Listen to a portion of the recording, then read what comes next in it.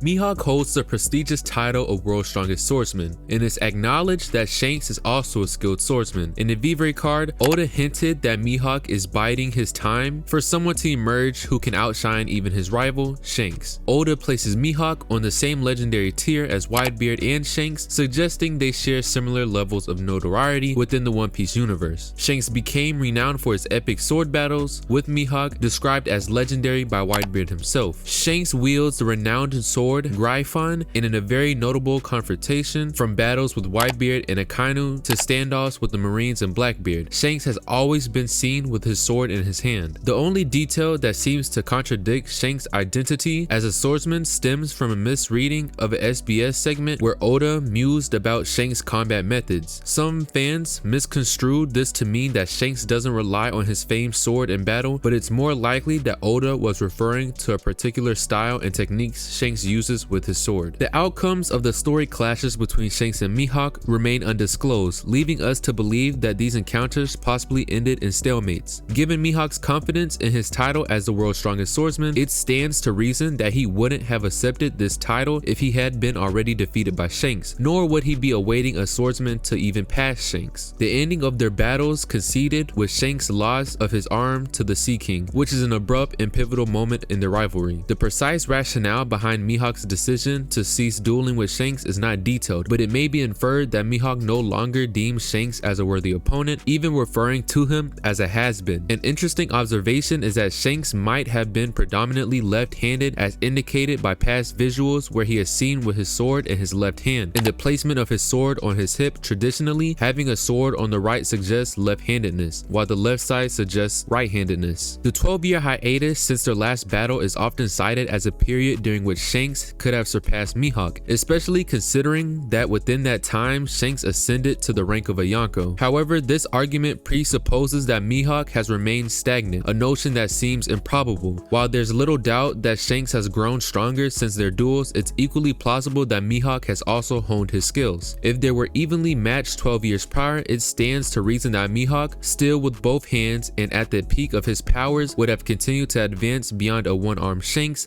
in his prime. This is somewhat supported by the fact that Mihawk's current bounty is revealed to be only 500 million lower than that of Shanks. It is also important to note that becoming a Yonko is not solely a measure of personal strength. It also entails gaining territories and commanding a formidable crew, which Mihawk lacks by choice. Chapter 1058 confirms that Mihawk's absence from the title of Emperor stems from the lack of interest rather than capability. Moreover, the narrative implications of Shanks being a superior swordsman to Mihawk present a problem concerning Zoro's ultimate ambition. Mihawk is Zoro's final obstacle, the one he must surpass to claim the title of World's Strongest Swordsman. If Shanks were indeed the superior swordsman, Zoro's lifelong pursuit would be misdirected, as he should be theoretically seek to defeat Shanks instead. While Oda could potentially weave this into the story, it seems unlikely given that Shanks' narrative seems to be more closely interwoven with Luffy and Blackbeard. Making a detour to include Zoro in a World's Strongest Swordsman title against Shanks appear incongruent. Chapter 1058 categorically suggests that Mihawk retains his status as a superior swordsman over Shanks, addressing any speculation to the contrary. Even with all the points I've stated above, there still are a little bit of disclosures within the narrative that actually support the likelihood of Shanks being more powerful than Mihawk. In chapter 1010, the One Piece storyline takes a pivotal turn, especially concerning the mechanics of Haki. It is revealed that Conqueror's Haki can be applied in such an advanced manner that it surpasses even the advanced forms of armament Haki. This formidable technique is seemingly reversed for a select group of elite individuals and is used by the emperors to cause the very heavens to split during their titanic encounters, as seen with Luffy versus Kaido, Kaido versus Big Mom, and Shanks versus Whitebeard. It is therefore reasonable to speculate that Shanks has mastered this level of Haki application. But you may be asking, why is this significant? It is conceivable that Shanks had not yet refined his use of Conqueror's Haki to this extent during his duels with Mihawk. Given that Film Red indicates Shanks had a bounty of 1.040 billion at the time of his duels with Mihawk, the 12-year interval suggests ample opportunity for Shanks to have honed his power. Though we are going to be putting a asterisk by this, because if we're going by canon, this detail might be a little bit in question. Should Shanks possess such mastery and Mihawk does not, which has not been disclosed, this will give Shanks an edge over Mihawk. However, there are a couple issues with this theory. Firstly, if Shanks did indeed acquire this level of Haki mastery within the 12-year period and Mihawk became aware of it, Mihawk Mihawk would likely seek a rematch with Shanks. Considering that Mihawk is waiting for a swordsman to surpass Shanks, the possibility that Shanks has grown significantly stronger will be an irresistible challenge for him, regardless of Shanks' loss of an arm. Secondly, Zoro possesses Conqueror's Haki. Therefore, if Mihawk lacks this ability, their anticipated duel could be viewed as unbalanced. While it is true that one does not need the advanced Conqueror's Haki to be a formidable fighter, it would be somewhat anticlimactic if the ultimate showdown for Zoro did not feature a clash between two wielders of King's Haki. In chapter 1023, the long-standing discussion surrounding what qualifies someone as a true swordsman as opposed to merely someone who uses a sword reached a definitive turning point. For a long time, the distinction was dismissed by many as irrelevant, the general consensus being that if one wields a sword, they are by definition a swordsman. However, the narrative has now clarified that there are indeed specific criteria that differentiate a true swordsman from someone who merely fights with a sword. This is evidenced during Zoro's battle with King, where Zoro identifies King as not being a true swordsman due to King's use of additional fighting methods like punches, kicks, and other non-sword related attacks. This development casts a new light on Shanks' categorization as a swordsman. Given his iconic sword and numerous duels, the question arises, what factors might exclude Shanks from being considered a pure swordsman? King showcases a versatility in combat, integrating his swordsmanship with his natural Lunarian abilities and the physical enhancements of his devil fruit. Shanks, on the other hand, does not have such abilities, at least none that have been disclosed. He lacks a second arm and has not been shown to possess a devil fruit, which limits him down to swordsplay and potentially kicks, but does this alone disqualify him from being a true swordsman? There's also the argument involving Shanks' mastery of Haki. Could this be a factor that detracts from his purity as a swordsman? Yet everything we've seen suggests that Haki is integral to swordsmanship. Mihawk himself educates Zoro on the importance of armament Haki in combat. Would Zoro be less of a swordsman if he uses armament Haki to fortify his blades, observation Haki to anticipate his opponent's move, or Conqueror's Haki to enhance his sword attacks? It seems very unlikely. For the theory that Shanks is not a pure swordsman, he would have to display an ability that diverges significantly from traditional swordsmanship. Perhaps the revelation of a devil fruit power acquired in the last 12 years could be the twist that adds depth to his combat style beyond that of a swordsman. So now I'm going to address some misconceptions through this whole Mihawk versus Shanks debate. So we're going to start off with the argument of Shanks' Yonko status versus Mihawk's warlord strength. Being a Yonko is not solely about personal strength. It also involves commanding a formidable crew and controlling territories, aspects that Mihawk has shown no interest in pursuing. Consequently, Mihawk's status as a warlord does not define his strength, as seen by the vast power discrepancies among warlord members like Buggy and Moria in comparison to Doflamingo or Kuma. We're moving on to the world's strongest slash misinterpretation. The label world's strongest slash attributed by unnamed Marines does not stem from Mihawk himself, and moreover, this attack was thwarted by Jozu, a man with the ability to turn into a diamond, not an ordinary opponent. In the lore of One Piece, we understand that the master swordsman can choose what they wish to cut, an ability highlighted during the Marineford arc. Mihawk's aim was to cut Whitebeard, not Diamond, which is why Jozu could block him. Next, we have the speculation of Shanks possessing a devil fruit. Previously, it was commonly accepted that Shanks did not possess a devil fruit based on information from a One Piece magazine, which has since been deemed unreliable. Therefore, while it seems unlikely, the possibility of Shanks having a devil fruit power cannot be entirely dismissed. Moving on to the underestimation of Mihawk's clash with Vista. It is factual that Vista, a mere division captain, engaged Mihawk, yet their battle was largely unseen, and we lack details on the intensity of their fight or the extent of Mihawk's efforts. Additionally, power scaling at Marineford has its inconsistencies, with characters like Marco and Jozu contending with admirals, or even Sengoku not even using his Conqueror's Haki against Luffy numerous times. And finally, I'm going to clarify Mihawk's retreats from fights with Shanks. Mihawk did not flee from combat with Shanks, rather he has consistently declined to duel him since Shanks lost an arm. The second refusal at Marineford was rooted in their friendship, not because he was scared to fight him. There is a significant difference between a formal duel and a battle, particularly one where Mihawk will be fighting on behalf of the Navy, potentially to capture or even kill Shanks, an action that seems highly improbable given Mihawk's evident reluctance to engage even Whitebeard. It's quite probable that a conclusive answer regarding who is stronger, Shanks or Mihawk, will remain out of reach. Oda has a knack for keeping the power levels of his characters enroused in a mystery, allowing for a flexible narrative. However, nothing explicitly necessitates Shanks being the superior combatant, and current indicators suggest he might not hold that title. Shanks represents a significant milestone milestone in Luffy's journey, but not his ultimate objective. Luffy aspires to emulate Roger and claim the title of Pirate King, not to outdo Shanks. For Zoro, the pinnacle of his quest is to defeat Mihawk, symbolizing his One Piece and crowning him as the world's strongest swordsman. This is his ultimate ambition. Should Shanks be depicted as stronger than Mihawk, it would detract from Zoro's lifelong pursuit. Conversely, Mihawk's superiority doesn't impact Luffy's aspiration. Luffy is destined to eclipse Shanks and achieve Pirate King glory. Shanks surpassing Mihawk will require a substantial reveal of new abilities, which seems improbable in the narrative's current trajectory. So right there with Shanks versus Mihawk, I hope you guys enjoyed this long video, and until next time,